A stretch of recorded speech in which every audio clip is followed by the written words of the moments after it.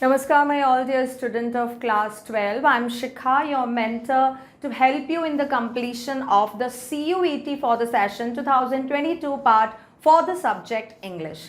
This is the first video. In this video, I'll tell you about the syllabus, that what exactly you are going to read in your CUET examination, that you are going to give an entrance examination for the admissions in different established university of India. ठीक है, तो आपको यहाँ पर जो CUET के बारे में है, स्पेशली मैं आपको इंग्लिश के बारे में बता रही हूँ, उसका सिलेबस।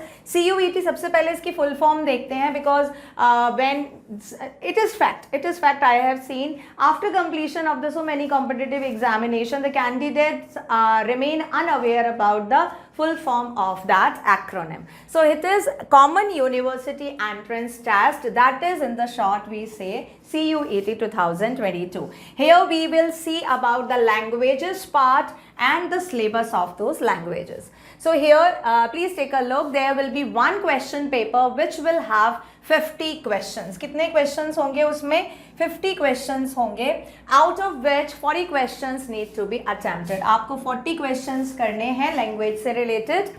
सेक्शन ए, जिसमें कि फर्स्ट ए में लैंग्वेज है, इसमें 13 लैंग्वेजेस हैं, and here we are talking about English, जिसका कोड है 101. सेक्शन बी में जो लैंग्वेजेस हैं उनका नंबर है 20, and from here you can opt different languages like whatever the language you want to opt. यहाँ पर अगर आप हिंदी चूज करते हो तो obviously it is confined with the university, because Hindi medium या Hindi as a language is not opted in so many other university. तो English से थोड़ा सा आपका क्या होता है, एक्सपोजर बढ़ जाता है. ठीक है, तो यहाँ पर हम बेसिकली अभी जानते हैं syllabus of English language that you are going to see और face in your competitive exam. Questions from the language section will be from the following topics, will are not be limited to. देखो language साफ साफ लिखा है यहाँ पे, language section से जो क्वेश्चंस पूछे जाएंगे वो not limited to means topics but are not limited to, because grammar part is not having any limits for any language. किसी भी लैंग्वेज का, इंग्लिश नहीं, आप किसी भी लैंग्वेज का ग्रामर पार्ट लो, उसका कोई एंड नहीं है, they are non ending.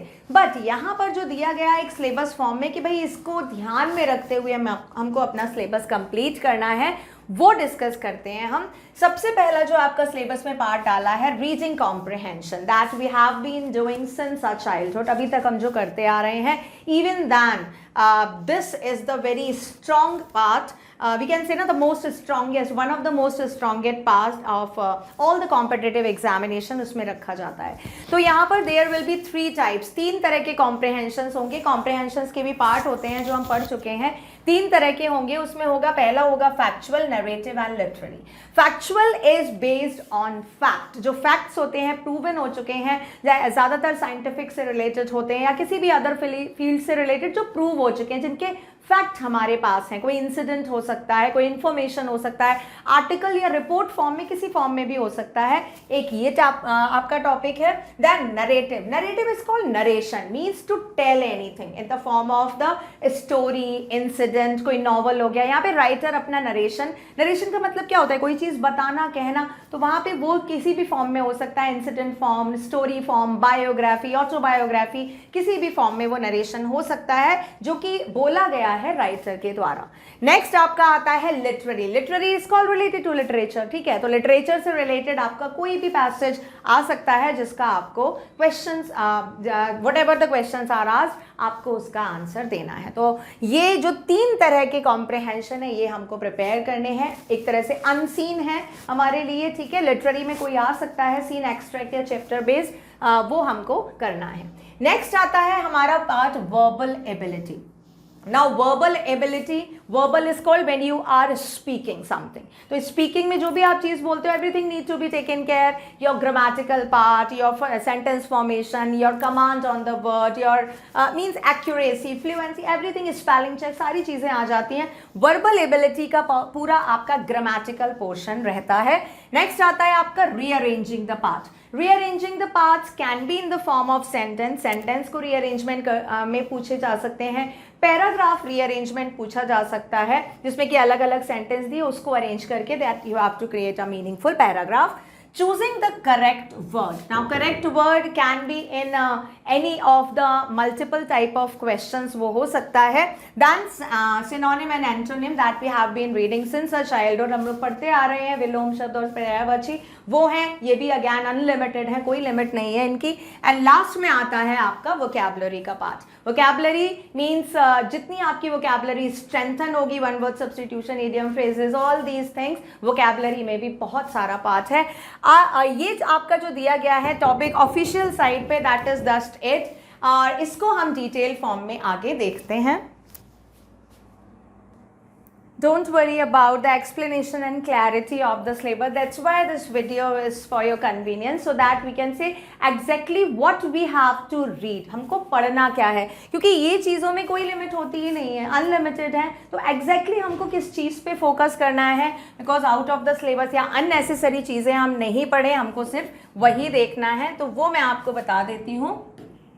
Extended syllabus जो हमारा है, ये देखिए सबसे पहले सिलेबस को देखते हैं. रीअरेंजमेंट जो हमारा सेंटेंस या पैराग्राफ में था, ये rearrangement means you have to rearrange. Some of the sentences have been giving in jumbled form, या वर्ड्स दिए होंगे जम्बल्ड फॉर्म में, जो हम स्टार्टिंग से ये भी हम करते हुए आ रहे हैं. ठीक है, उनको आपको एक सीक्वेंशियल फॉर्म में लगाना होगा. That is called the means in a orderly form, जिससे कि हमारा सेंटेंस या पैराग्राफ एक ऑर्डर में आ जाए, वही चीज इसमें है. तो ये रीअरेंजमेंट या तो सेंटेंस फॉर्मेशन में हो सकता है या पैराग्राफ, मतलब आप डिफरेंट वर्ड्स को जंबल करके और उनको सीक्वेंस में लगा के you can form a entire sentence, और डिफरेंट सेंटेंसेस को फॉर्म करके you can create an orderly paragraph. ठीक है, इसमें आपके लिंकर्स एंड कनेक्टर्स भी आ जाते हैं, जिनके यूज करके आपको रीअरेंजमेंट करना होता है. ठीक है, तो इनकी भी थोड़ी सी जानकारी दे दूंगी मैं. चूजिंग द करेक्ट वर्ड, इसमें चूजिंग द करेक्ट वर्ड में ऑड वन आउट हो गया, या आपका होमोफोन्स हो गया, सेम साउंड जो वर्ड्स होते हैं. करेक्ट वर्ड, इसमें जितने भी वोकैबुलरी से रिलेटेड आपका जो पार्ट होता है वो होता है, और ये एमसीक्यूज फॉर्म में ही आएगा, क्योंकि आपका जो एग्जाम है वो एमसीक्यू फॉर्म में ही है. You have to choose one option out of the given 3 other option. ठीक है, 4 और 5 भी हो सकते हैं option, you have to choose. Vocabulary आता है आपका नेक्स्ट पार्ट, जिसका आपका antonym and synonym, one word substitution. ठीक है, one word substitution again these vocabulary part is based on your learning part. ठीक है, इसमें आपको यू जस्ट क्रिएट, इसमें मैं आपकी थोड़ी सी मदद कर दूंगी, लाइक कैसे इमेंस और लिमिटलेस वोकैबुलरी और antonym and synonyms are there, one word substitution. It is not possible for anyone at all to learn all these, नहीं होता है possible. So here we will use some of the mnemonics, some of the tricks, so that you can just go through that. बहुत सारे और सारे तो it's not possible to learn. I'll give you, provide you some important and provide you with some of the easy steps to just go to them. ठीक है, कुछ आसान तरीके बता देंगे हम लोग, कुछ ट्रिक्स लगा लेंगे. ठीक है, कुछ निमोनिक्स लगा लेंगे, जिसकी मदद से हम लोग लर्न कर लेंगे. डोंट वरी अबाउट दैट, हो जाएगा ये हमारा.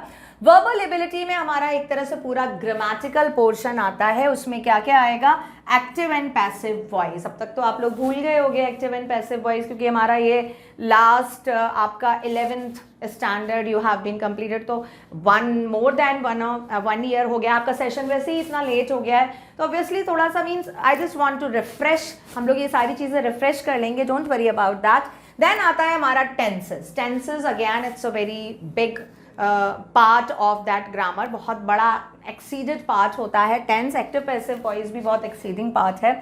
सब्जेक्ट वर्ब अग्रीमेंट आता है उसके बाद, दैट इज अनदर मीन्स ये सारी चीज़ें अलग से नहीं है कोई, ये these are link with each other. ये सारी चीज़ें लिंक्ड होती हैं एक दूसरे से. अगर आप टेंस पढ़ रहे हो तो आपको सब्जेक्ट वर्ब अग्रीमेंट आना चाहिए.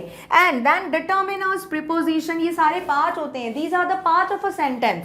Sentence is the basic unit of any language. ठीक है, so smallest unit is a letter, then word, then group of the word, then sentence, then paragraph. यही तो होता है. इसमें सारी चीज़ें अपने आप आ जाती हैं. That's why it is not made clear, very clear by NTA कि क्या क्या आएगा, क्योंकि ये understood है. इसके अलावा ये सारी चीज़ें आ जाएंगी. अब आपके डिटर्मिनर में आर्टिकल्स आ जाते हैं, एडजेक्टिव्स आ जाते हैं, रिलेटिव प्रोनाउंस आ जाते हैं. Determiners comprises so many other things.